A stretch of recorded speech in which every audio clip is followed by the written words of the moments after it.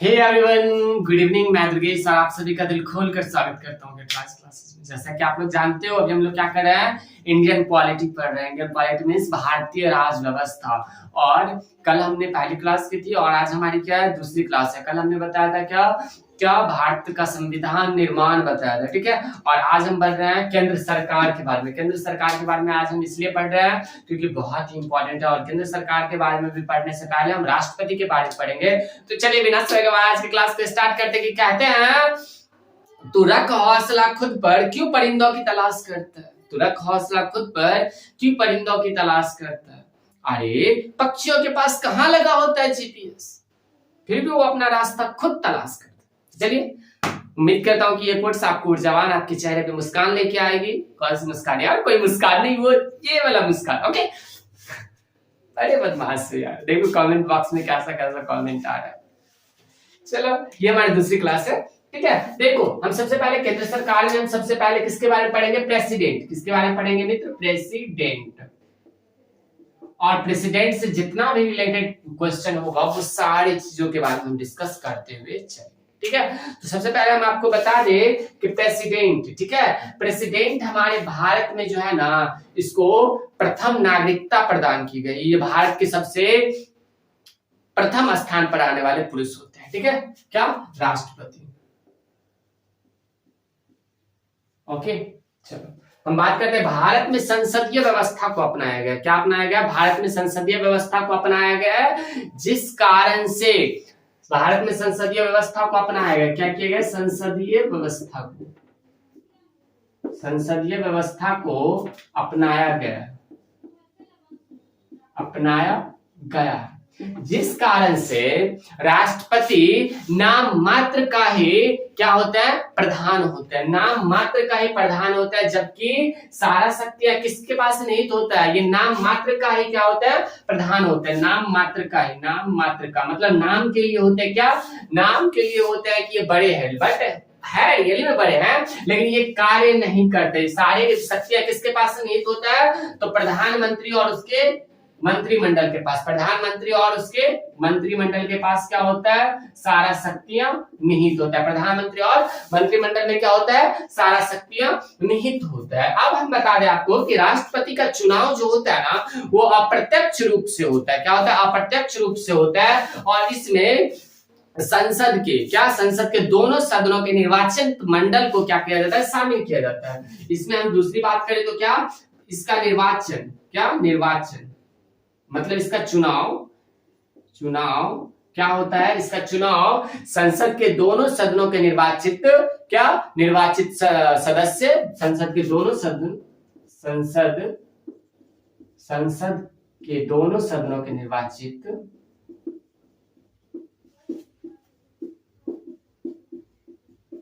निर्वाचित सदस्य तथा राज्यसभा मतलब विधानसभा, राज्य का विधानसभा होता है ना, विधानसभा क्या,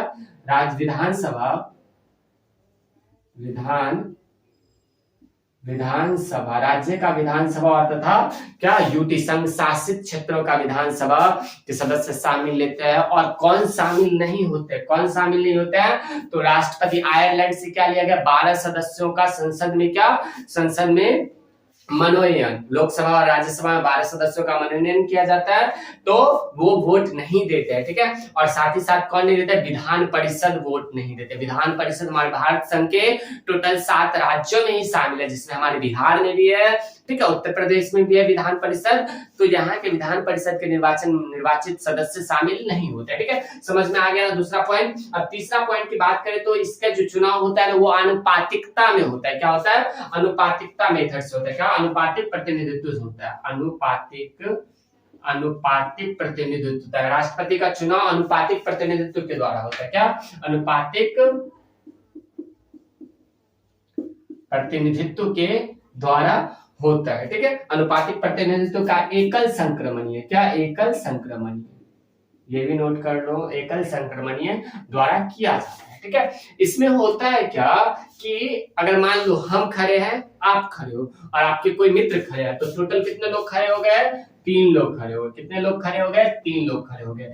मान लिया क्या कि मुझे ए वोट आया, ठीक है, इसको मान लो मुझे 10 वोट आया, मुझे 10 वोट आया, ठीक है, आपको 8 वोट आया और इसको 9 वोट आया, ठीक है। तो इस टॉप पे दोनों बराबर है, ठीक है। तो इसका वोट क्या करेगा? 4 वोट मेरे में शामिल कर दिया जाएगा, मतलब मेरा 14 हो जाएगा और इसका वोट इसमें शामिल कर दिया जाएगा। तो इसका कितना हो जाएगा? मान लो इसका कितना हो जाएगा? कितना हो जाएगा? 9 4 13 हो जाएगा। अब जीत कौन रहा है? तो जीत रहा है ये, ठीक है। समझ में आया? तो ऐसे निर्वाचन होता है, ठीक है, राष्ट्रपति का ऐसे निर्वाचन होता है। और हम बात करें इसके संबंधित चुनाव के छानबीन, अगर मान लो इसके संबंधित क्या होता है? चुनाव का छानबीन। अगर मान लो कोई गलती होता है तो चुनाव का छानबीन का अधिकार किसके पास होता है? तो सर्वोच्च न्यायालय, इट मीन सुप्रीम कोर्ट के पास होता है। इससे रिलेटेड क्या? इससे रिलेटेड छानबीन कौन करता है? छानबीन तो सर्वोच्च न्यायालय करता है। कौन करता है? सर्वोच्च न्यायालय, ठीक है, समझ में? सर्वोच्च न्यायालय करता है। और हम आपको बता दें कि अगर राष्ट्रपति द्वारा संविधान का उल्लंघन किया जाता है तो अनुच्छेद 61 के अंतर्गत क्या? अनुच्छेद 61 के अंतर्गत उस पर महाभियोग लगाकर उसे पदच्युत किया जा सकता है। क्या किया जा सकता है? पदच्युत, पद से हटा दिया जा सकता है। क्या? अगर राष्ट्रपति कोई गलती करता है, क्या? अगर राष्ट्रपति द्वारा संविधान का उल्लंघन होता है, ठीक है, उल्लंघन होता है तो अनुच्छेद 61 के द्वारा क्या? अनुच्छेद 61 के द्वारा राष्ट्रपति पर महाभियोग लगाकर उसे पद से हटाया जा सकता है। समझ में आ गया ना? चलिए अब आगे तो बात करते हैं किसका? तो बात करते हैं अब राष्ट्रपति का कार्यकाल कितने वर्षों का होता है। राष्ट्रपति का कार्यकाल कितने वर्षों का होता है मित्र? तो 5 वर्षों का होता है। कितने वर्षों का होता है? 5 वर्षों का होता है। और फिलहाल में राष्ट्रपति पद पर कौन नियुक्त है? राष्ट्रपति पद पर कौन नियुक्त है? तो द्रौपदी मुर्मू, ठीक है, द्रौपदी मुर्मू। अगर हम बात करें इसमें क्या, राष्ट्रपति जो है, राष्ट्रपति के विरुद्ध क्या लाया जा सकता है? महाभियोग चलाया जा सकता है। अनुच्छेद 61 के अंतर्गत क्या? अनुच्छेद 61 के अंतर्गत क्या किया जा सकता है? राष्ट्रपति के विरुद्ध महाभियोग लगाकर उसे, और महाभियोग संसद के किसी भी सदन में लाया जा सकता है। क्या? महाभियोग क्या? महाभियोग संसद के किसी भी सदन में लाया जा सकता है। किसी भी सदन में लाया जा सकता है।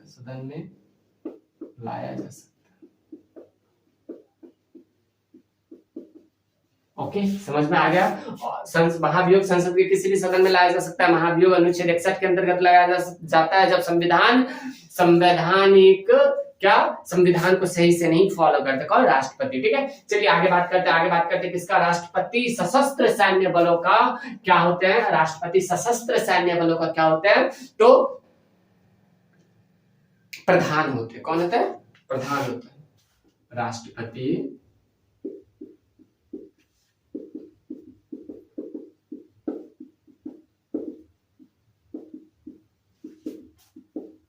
सशस्त्र सैन्य बलों का प्रधान होते हैं।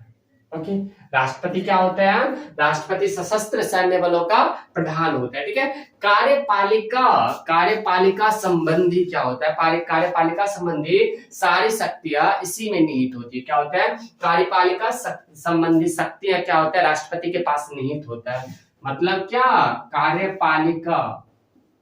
कार्यपालिका संबंधी शक्तियां, मतलब ये नहीं समझ में आया क्या? देखो हम बता रहे, शक्तियां इसके पास कैसे निहित है।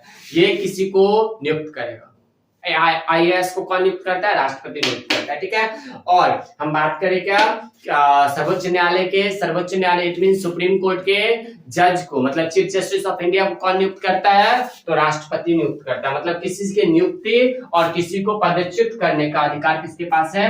नियुक्ति किसी को नियुक्ति और किसी को पदच्युत, क्या? पदच्युत मतलब पद से हटाने का कार्य कौन करता है? इसके पास शक्तियां निहित है, ठीक है।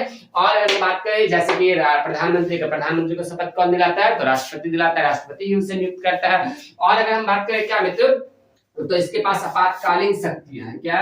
आपातकालीन शक्तियां इसको दिया गया, आपातकालीन शक्तियां दिया गया। किसी भी राज्य में या फिर देश में आसन संकट प्रकट होने पर क्या किया जाता है, इसको क्या आपातकालीन शक्तियां प्रदान की गई, आपातकालीन शक्तियां प्रदान की गई है, क्या प्रदान की गई है। अब बात करते हैं कि सर वो शक्तियां कौन है, तो वो शक्तियां टोटल कितना है, तीन है। पहला कौन सा, 352 अनुच्छेद के अंतर्गत, 352 अनुच्छेद के अंतर्गत क्या देश में क्या बाहरी आक्रमण, क्या पहला हम बाहरी आक्रमण युद्ध और सशस्त्र विद्रोह, मतलब सैन्य विद्रोह, बाहरी आक्रमण सैन्य विद्रोह, ये भी लिख सकते हैं सैन्य विद्रोह। जैसे कि अपने ही देश में क्या हो जाता है, सैन्य विद्रोह हो जाता है, सैनिक विद्रोह हो जाता है, ठीक है। तो इसमें इसके अंतर्गत कौन से अनुच्छेद के अंतर्गत राष्ट्रपति क्या कर सकता है, तो वो लगा सकता है, आपातकालीन लगा सकता है, तो 352 के अंतर्गत लगा सकता है। अगर हम बात करें अब कौन सा, 356 के अंतर्गत क्या करता है राष्ट्रपति, अनुच्छेद 356 के अंतर्गत क्या करता है, राज्य में अगर संवैधानिक तंत्र मतलब क्या हो जाता है, विफल हो जाता है, संवैधानिक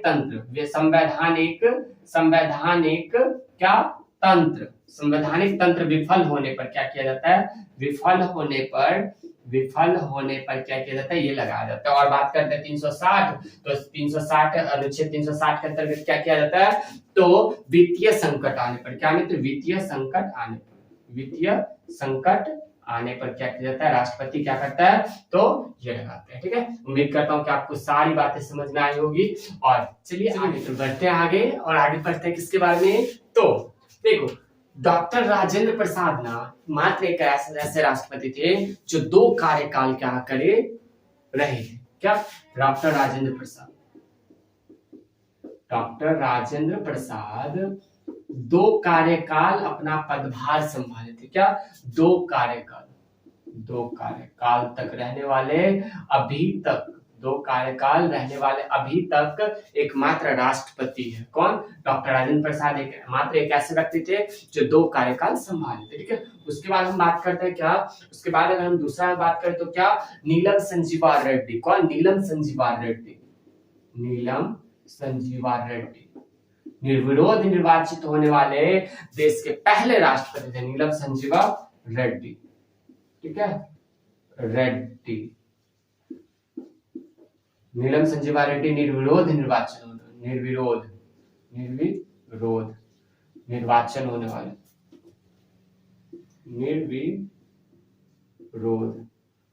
निर्वाचित होने वाले एकमात्र राष्ट्रपति है, और थर्ड वन में बात करें हम, थर्ड वन में क्या होता है, वीवी गिरी, कौन मित्र, वीवी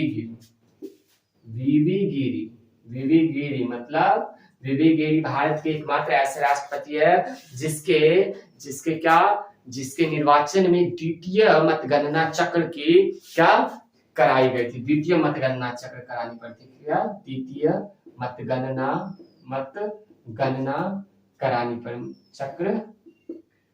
मतगणना चक्र करवानी पड़ी थी,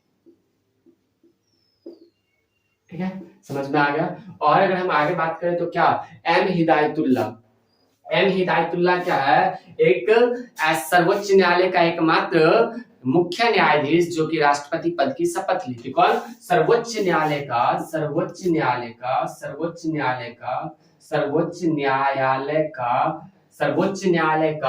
मुख्य न्यायाधीश, कौन, एम हिदायतुल्ला, सर्वोच्च न्यायालय का मुख्य न्यायाधीश,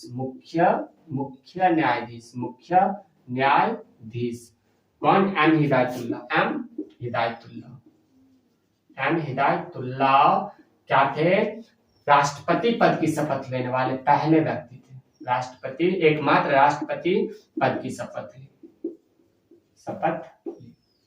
उम्मीद करता हूं कि आपको सारी बातें समझ में आ रही होगी, ठीक है।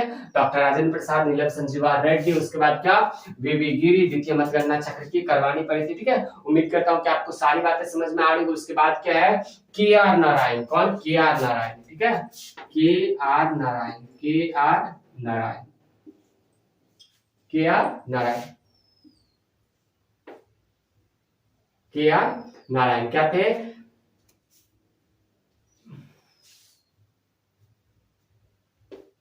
के आर नारायण के बारे में आप कमेंट बॉक्स में छाप के बताओ। चलो आगे बढ़ते हैं। आगे बढ़ने पे हमको क्या मिलता है?